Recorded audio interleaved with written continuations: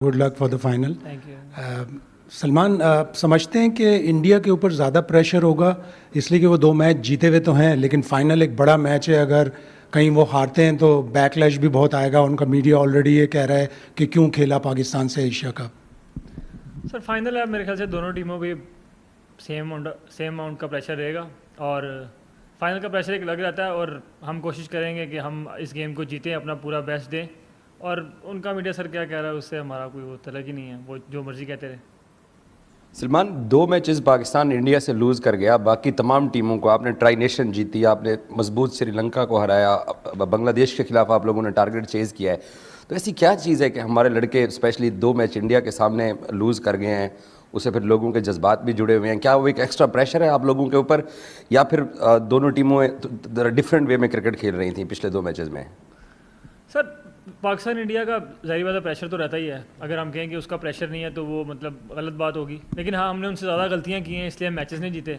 अगर हम उनसे कम गलतियाँ करेंगे तो मेरा ख्याल है ये पाकिस्तान और इंडिया का ऐसा मैच है, अगर आप जो टीम कम गलतियाँ करती है वही जीती है, और हम कोशिश करेंगे कि कल कम गलतियाँ करें। अस्सलाम वालेकुम सलमान। सलमान, आपकी इंडिविजुअल परफॉर्मेंस अभी तक उस तरह से नहीं उभर कर आई जिस तरह तवक्को कर रहे थे। एक तो अपनी परफॉर्मेंस के बारे में क्या कहेंगे, secondly strike rate as a captain आपकी क्रिकेटिंग कैरियर में कितना प्ले करता है? क्योंकि हम पिछले 2 अगर देखें सीनियर खिलाड़ियों को, स्ट्राइक रेट की वजह से ही उनको टीम से ड्रॉप किया गया था। आपका स्ट्राइक रेट के बारे में क्या टेक है? सर बिल्कुल ठीक कह रहे हैं, मेरी परफॉर्मेंस वैसी नहीं है जैसी अप टू द मार्क नहीं जैसी होनी चाहिए थी, और मुझे इस बात का आइडिया है और मैं उस पर काम भी कर रहा हूँ। और स्ट्राइक रेट सर T20 में ज़ाहिर बात है इंपॉर्टेंट रहता है, लेकिन मेरे ख्याल से एंड ऑफ द डे आपको देखना है कि आप सर्टन अमाउंट और पर्टिकुलर टाइम पे टीम क्या डिमांड कर रही है, सिचुएशन क्या डिमांड कर रही है, तो वो आपको करना होता है। ये ज़रूरी नहीं है कि आप 150 के स्ट्राइकर्स खेलें और ना पिच डिमांड कर रही है और ना ही उस टाइम पे सिचुएशन डिमांड कर रही है। तो मेरे ख्याल से जो सिचुएशन बेस होता है वही खेलना चाहिए। अस्सलाम वालेकुम Salman, Abu Bakar Tarar from Cricwick. Salman, slow conditions थी स्टार्ट में एशिया कप के, लेकिन कल हमने एक हाई स्कोरिंग गेम भी देखी, दोनों टीम्स ने 200 प्लस रन्स की सुपर ओवर हुआ। तो पाकिस्तान ने कंडीशंस को देख के एक कॉम्बिनेशन चेंज किया जिसमें हुसैन तलत या हसन नवाज बैठ के। डू यू थिंक कि जो फाइनल होगा उसमें आपको इस तरह का कॉम्बिनेशन चेंज करना पड़ेगा कोई कंडीशंस देखते हुए कि हाई स्कोरिंग गेम होनी है तो हमें ज़्यादा एंकर्स की बजाय पावर हिटर्स चाहिए? सर वो तो पिच पे डिपेंड करता है, क्योंकि डिफरेंट पिचेस पे मैचेस हो रहे हैं और डिफरेंट पिचेस मेरे ख्याल से डिफरेंट तरीके से रिएक्ट कर रही हैं। तो पहले जाकर पिच देखेंगे, उसके हिसाब से ही हम टीम डिसाइड करेंगे, क्योंकि आपको कंडीशन देखना बहुत ज़रूरी है। अब जो कल मैच हुआ है उस पर हम टीम नहीं बना सकते, क्योंकि कल जो मैच होगा वो डिफरेंट पिच पे होगा, तो वो कंडीशन बेस हम टीम बनाते हैं, उस पर ही फाइनल की भी बनेगी। सलमान, पिछले 2 मैचेस में एक हमने ट्रेंड देखा है कि पाकिस्तान अब पावर प्ले में स्पिन से बॉलिंग नहीं करा रहे। उससे पहले 12 या 13 लगातार मैच स्पिन से कराई थी। इंडिया के खिलाफ भी दोनों मैचेस में स्पिन से पावर प्ले बॉलिंग हुई थी। तो कोई आइडिया है कि इंडिया के खिलाफ एक डिफरेंट स्ट्रेटजी है कंपेयर टू बाकी, या फिर शायद अभी भी ऑल पेस 6 ओवर्स ही जाएं डिपेंडिंग ऑन सिचुएशन? स्ट्रेटजी अब यहाँ तो नहीं बताऊँगा आपको, लेकिन मैं पहले भी बोला है कि जो ज़ाहिर बात है जो कंडीशन डिमांड करती है कोशिश वो की जाती है। और पहले मैचेस में आपने देखा कि काफ़ी स्पिन हो रहा था, तो हमने स्पिन से शुरू किया और बाद में इतना स्पिन नहीं हुआ, जिसकी वजह से हमने फास्ट बॉलर पे ज़्यादा रिलाई किया। तो ये इस ऑल अबाउट के कंडीशन किस तरह डिमांड कर रही है और कैसे रिएक्ट कर रही है, तो उसी टाइम में उसी तरीके से रिएक्ट करता हूँ। सलमान हाय, आपसे पूछना चाहूँगी as a leader, as a captain, आपको लगता है आपकी रिस्पॉन्सिबिलिटी रहेगी अपने प्लेयर्स को, उनके इमोशंस को, बिहेवियर को, जेस्चर्स को चेक में रखना? सर मैडम देखें, ये हर इंडिविजुअल का अपना तरीका है। अगर कोई ग्राउंड में एग्रेसिव होना चाहता है तो वाई नॉट, क्योंकि अगर आप फास्ट बॉलर से उसका एग्रेशन ही छीन लेंगे तो फिर कुछ बचता ही नहीं है। और आपने इमोशंस की बात किया, हर खिलाड़ी को पता है कि अपने इमोशंस को कैसे और किस तरह डील करना है। और मैं एज ए कैप्टन मैं फ्री हैंड देता हूँ किसी भी प्लेयर को कि उसको किस तरह रिएक्ट करना है ग्राउंड में, अनलेस अनटिल कि वो किसी की मतलब डिसरिस्पेक्ट नहीं कर रहा और या वो ऐसी कुछ हरकत नहीं कर रहा जो मुल्क के लिए हमारे डिसरिस्पेक्ट हो। अनटिल इस दायरे में कोई कुछ भी कर रहा है उससे मुझे कोई प्रॉब्लम नहीं है। सलमान, 14 तारीख के बाद से आपसे सुना नहीं है, तो 14 तारीख के बाद जब जो चीज़ें हुई कि हैंडशेक नहीं हुआ, उसके बाद इंडियन टीम के ड्रेसिंग रूम्स के डोर्स क्लोज थे, आपकी तरफ से चीज़ें कैसे बदली उस मैच के बाद? 14 वाला मैच फिर जो 21 को लड़कों ने किया, क्या वो आपको पता था कि इस तरह के जेस्चर्स जाएंगे? और अगर आपको पता था तो फिर आपका रिएक्शन क्या था उसके बाद जब आप तक वो तस्वीरें पहुंची? वो 14 से आज तक की थोड़ी सी आप एक समरी दे सकते हैं कि पाकिस्तान टीम में कैसे चीज़ें बदली as far as playing against India is concerned?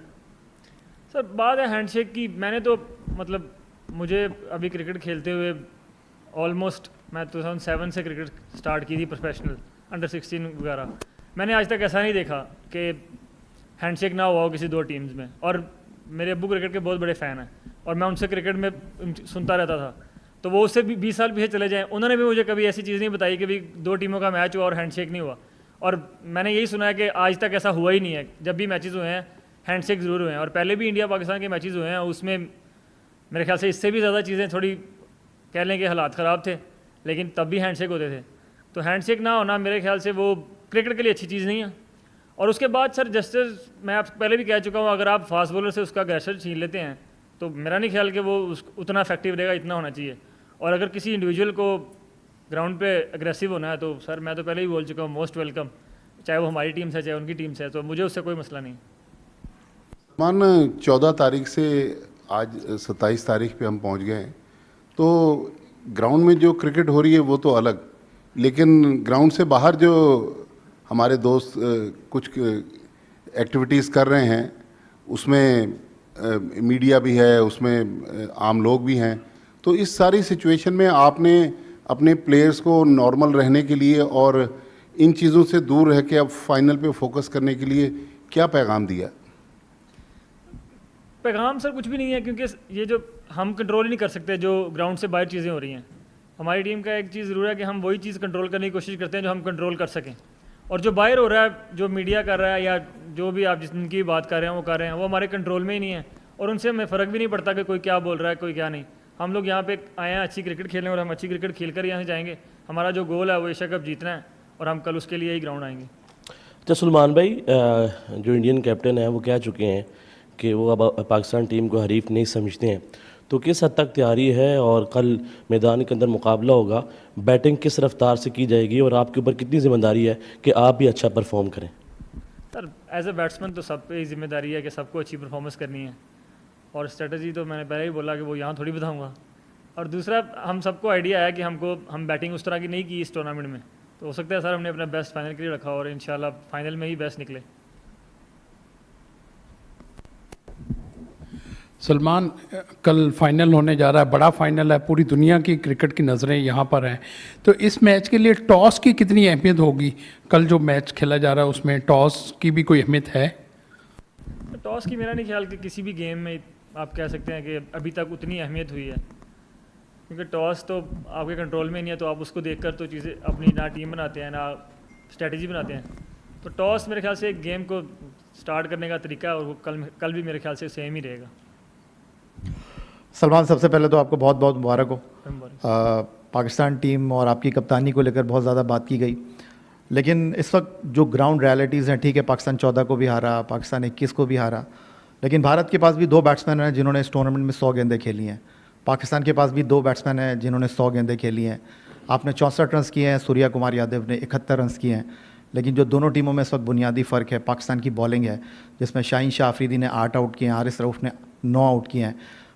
तो आप समझते हैं कि जो पाकिस्तान की टीम में इस वक्त एक यकजहती है, पाकिस्तान टीम इस वक्त डूब कर उभरी है, हम पाकिस्तान टीम को कल फाइनल में कहाँ देखें? इंशाल्लाह जीतते हुए देखेंगे। हमारी कोशिश सर यही है कि हम अपनी बेस्ट क्रिकेट खेलें और हमको पता है कि अगर हम अपनी बेस्ट क्रिकेट खेलेंगे और 40 ओवर तक अपने प्लान्स को एग्जीक्यूट करेंगे तो हम किसी भी टीम को हरा सकते हैं और हम वही करने को देखेंगे। अच्छा कप्तान जी, मेरा सवाल ये है कि बाहर कुछ चीज़ें चल रही हैं। आज भी इंडियन मीडिया की तरफ से एक प्रोपेगेंडा किया गया था कि कल पाकिस्तान और इंडिया का जो फाइनल होगा उसके हवाले से फ़ोटो शूट पर जो है ना उनके कप्तान ने इनकार कर दिया। इस हवाले से आप क्या कहना चाहेंगे? वो जो मर्ज़ी करते रहे, हमारा जो एक प्रोटोकॉल है हम वो करें।